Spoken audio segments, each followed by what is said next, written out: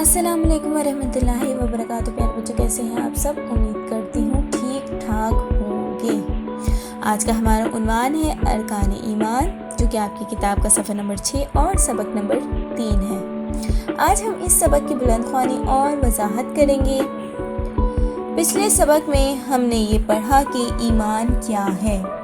ہم نے یہ بھی پڑھا کہ کن کن باتوں پر ایمان لانا ضروری ہے۔ وہ تمام چیزیں جن کو سچے دل سے ماننا لازم ہے، ان کو ارکان ایمان کہا جاتا ہے۔ اس سبق میں ارکان ایمان کے بارے میں تفصیل سے پڑھا جائے گا۔ اللہ پر ایمان۔ اللہ پر ایمان لائے بغیر کوئی شخص مسلمان نہیں کہلا سکتا۔ اللہ پر ایمان لانے کا مطلب ہے کہ آدمی زبان اور دل سے مانے کہ اللہ ایک ہے، اس کا کوئی شریک نہیں۔ اللہ کے سوا کوئی اس لائق نہیں کہ اس کی عبادت کی جائے۔ اس کائنات کی ہر جاندار مخلوق کو زندگی دینے والا اللہ ہے۔ اس کائنات کا ایک ذرہ بھی اللہ کی علم اور طاقت سے باہر نہیں ہے۔ ساری مخلوق اللہ کی محتاج ہے، وہ کسی کا محتاج نہیں۔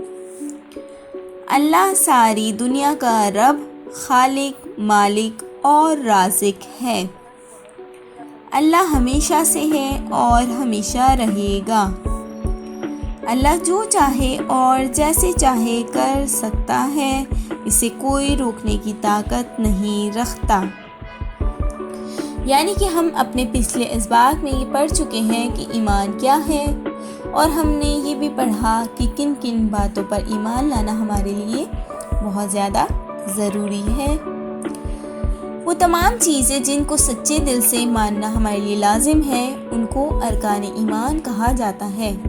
سچے دل سے ماننا، اس کا مطلب کیا ہے؟ اس کا مطلب یہ ہے کہ صرف زبان سے اس بات کا اقرار نہ کیا جائے، بلکہ دل سے بھی اسے مانا جائے۔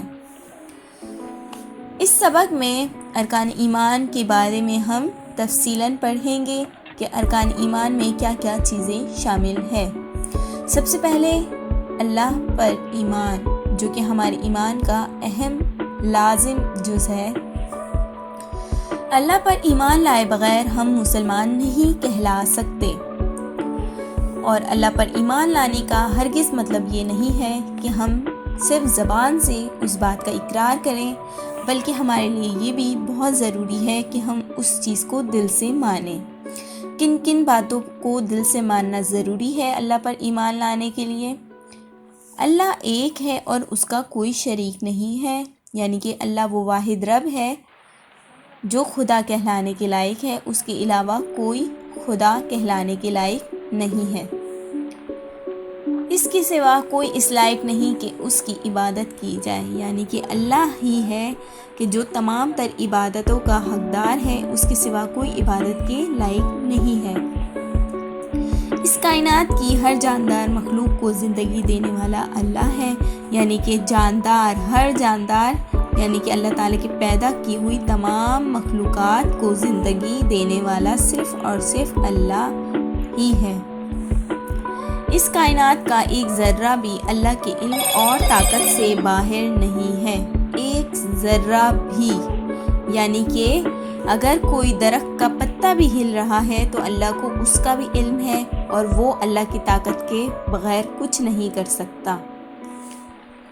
ساری مخلوق اللہ کی محتاج ہے، وہ کسی کا محتاج نہیں۔ اللہ کی تمام پیدا کی ہوئی مخلوق اللہ کی ہی محتاج ہیں، اور اللہ کسی کا بھی محتاج نہیں ہے۔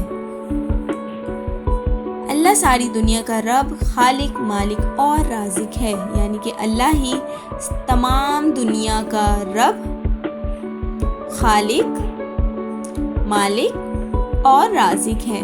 مطلب ہمیں پیدا کرنے والا، ہمارا خدا، ہماری زندگیوں کا مالک، ہمیں رزق دینے والا، ہر چیز کا رب اللہ ہی ہے۔ اللہ ہمیشہ سے ہے اور ہمیشہ رہے گا، یعنی کہ ہر دنیا کی چیز فانی ہے اور اللہ ہی ہے جو باقی ہے۔ اللہ ہمیشہ سے ہے، یعنی کہ اس دنیا کو پیدا کرنے سے پہلے بھی ہمارا رب تھا اور اس دنیا کے ختم ہونے کے بعد بھی ہمارا رب رہے گا۔ وہ ہمیشہ سے ہے اور ہمیشہ رہے گا۔ اللہ تعالیٰ جو چاہے وہ کر سکتا ہے اور اسے کوئی بھی روکنے کی طاقت نہیں رکھتا۔ بے شک ہماری کیا ہی مجال کہ ہم اللہ تعالیٰ کے کسی بھی کام میں رکاوٹ ڈال سکیں، اور اللہ تعالیٰ کا کوئی بھی کام حکمت سے خالی نہیں ہوتا۔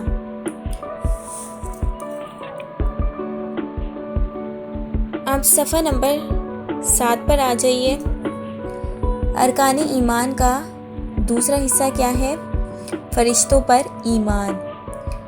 فرشتوں پر ایمان ہونے کا مطلب یہ ہے کہ آدمی یہ مانے فرشتے اللہ کی مخلوق ہیں، فرشتے نور سے بنائے گئے ہیں اور فرشتے انسانوں سے پہلے پیدا کیے گئے۔ فرشتے کبھی گناہ اور برے کام نہیں کرتے، وہ ہمیشہ اللہ کے حکم کے مطابق کام بجا لاتے ہیں۔ فرشتوں کے ذمے اللہ نے کام لگا رکھے ہیں، جیسے کچھ فرشتے انسانوں کی حفاظت کرنے کی ذمہ داری ادا کرتے ہیں۔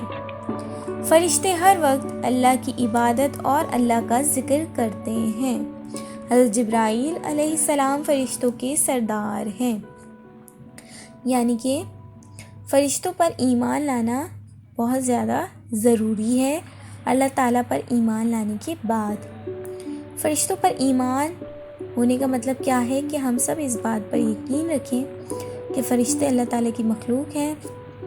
فرشتے نور سے بنائے گئے ہیں، جس طرح اللہ تعالیٰ نے انسانوں کو مٹی سے پیدا کیا، فرشتوں کو اللہ تعالیٰ نے نور سے پیدا کیا، اس وجہ سے وہ اللہ تعالیٰ کے نورانی مخلوق کہلاتے ہیں، اور فرشتے انسانوں سے پہلے پیدا کیے گئے ہیں۔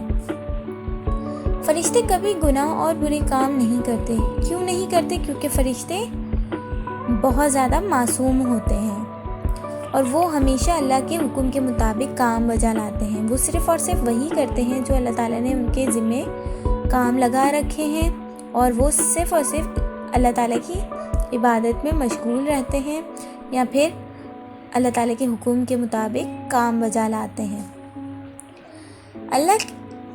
اللہ نے فرشتوں کے ذمے کچھ کام لگا رکھے ہیں، جیسے کہ کچھ فرشتوں کو انسانوں کی حفاظت کرنے کی ذمہ داری دے رکھی ہے اللہ تعالیٰ نے۔ اس کا مطلب کیا ہے؟ وہ کچھ فرشتے کون سے ہیں؟ وہ کچھ فرشتے ہیں بیٹا، وہ کچھ فرشتے ہیں حضرت اسرائیل علیہ السلام، جو کیا کرتے ہیں؟ اللہ کے حکم سے ہر جاندار کی روح قبض کرتے ہیں اور انہیں موت دیتے ہیں۔ حضرت میکائیل علیہ السلام کیا ذمہ داری ادا کرتے ہیں؟ جانداروں کے رزق اور کھانے پینے کا انتظام کرتے ہیں۔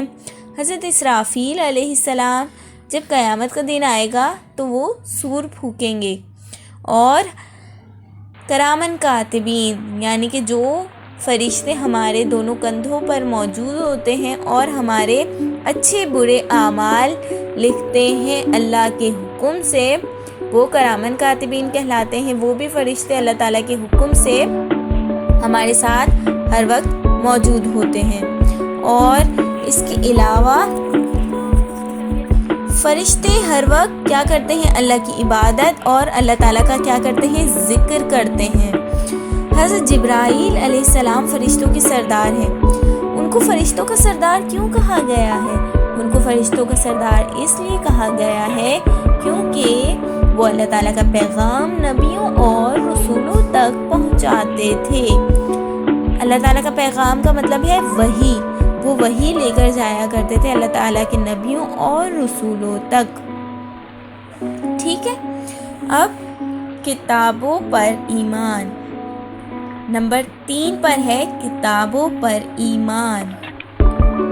اللہ تعالیٰ نے چند رسولوں پر کتابیں نازل فرمائی۔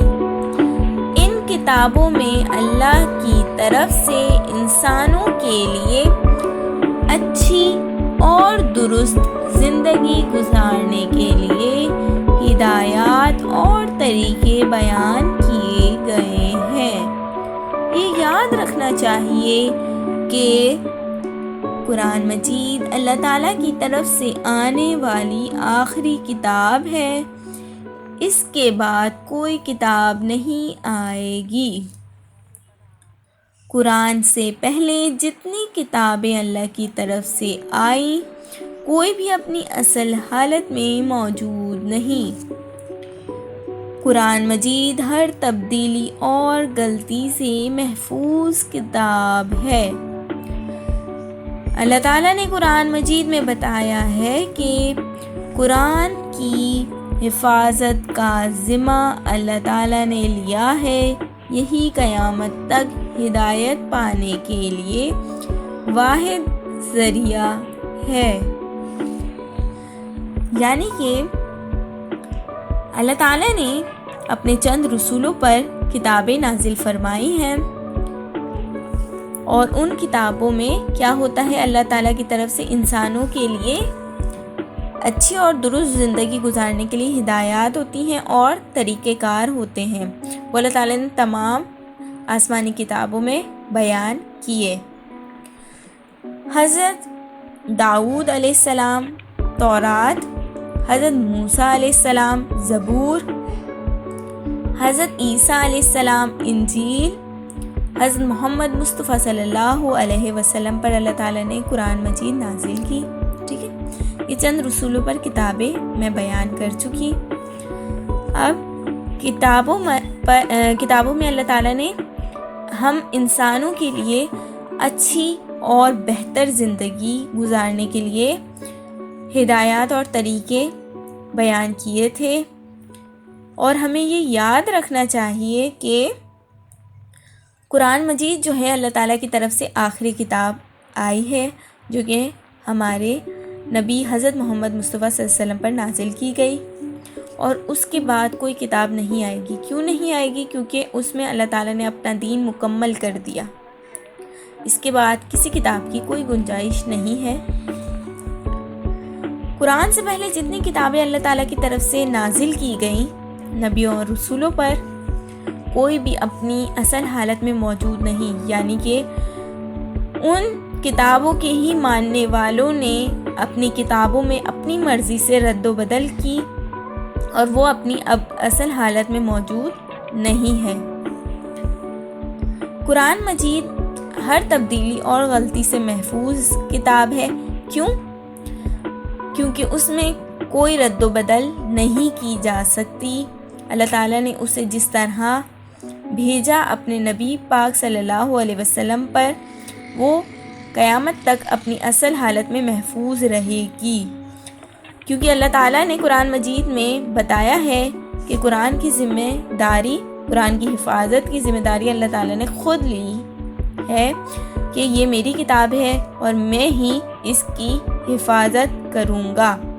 یہی قیامت تک ہدایت پانے کے لیے واحد ذریعہ ہے، یعنی کہ قرآن مجید وہ واحد کتاب ہے جس میں اللہ تعالیٰ نے دنیا و آخرت میں فلاح پانے کے لیے تمام راز لکھ رکھے ہیں، جس پر عمل کر کر ہم ہدایت پا سکتے ہیں، اور اس کے علاوہ کسی کتاب پر ہم عمل کر کے فلاح نہیں پا سکتے۔ تو ہمیں چاہیے کہ ہم اللہ تعالیٰ کی کتاب قرآن مجید پر پڑھیں، اس سے سمجھیں اور اس پر عمل کریں۔